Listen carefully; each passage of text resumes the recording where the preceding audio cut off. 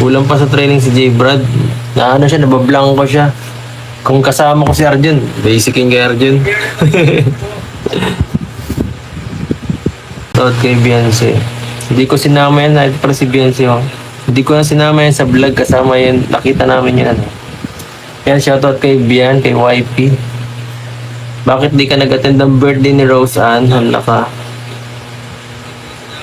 Nakita kita kanina. Saan? Di ba ako naglabas, ah? Namamalik mata to. Sige. Sige na nga, dahil nag-visit ka, oh, miss na. Miss na. Oh, dito na lang kita nakikita, eh, oh. Sa TikTok. Oh, diyan na lang kita tingnan. Sa TikTok na lang ako nakiki-update, eh. Nagpunta nga ako sa bahay niyo, wala ka naman. Nagbigay ako, nagsi-CR ka daw, sabi ni mama mo. May binigay ako doon. Ako si Beyonce. Gumagana si Beyonce. Ang kanyang powers. Gumagana pa ang powers ni Beyonce, guys. May pang-consider. Bukas na lang. Kaso may wala ka yata sa bahay, sa boarding nun. Bukas na lang yan. Bukas. Pero baka may vlog din naman bukas. So, hindi ko na alam. Naglambing tuloy si Beyonce. Ay nako. Paano naman ako? Ako na lang lagi pagod.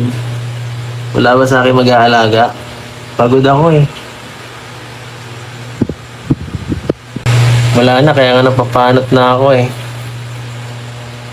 Trabaho, puro trabaho na ako. Pagod. Tinay mo nang i-baby mo si Tinay. Saka si Jeneline. Bantayan mo muna. Bukas na lang. Bukas na lang yun sa akin. Gabi na, eh. Miss ka na pati ng anak. Kaya nga, eh. Kaso naging dalawa, eh. Hindi ko alam kung sinong tatay ng isa. Pambihira ka.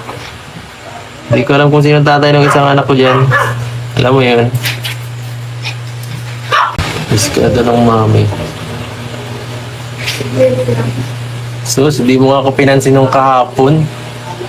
Di mo ako pinansin kahapon. Parang wala kang wala kang nakita. Pero thanks talaga daw. Pero thank you sa pagbisita talaga. Ha? Malaking bagay yan. Nagtaas nga, oh. Gising na gising ang mga Marites. Salamat sa pag-visit. So, magkabarangay yan, eh. Mga taga Mang Cruz yan, eh. Pag iwan ko sila dito, nakatay-tay. Tawagan ko kung sino mo, Ang mahus, bro. What's up, Magandang... What's up, Madam P? Nababasa mo, Norms? Hindi, kapag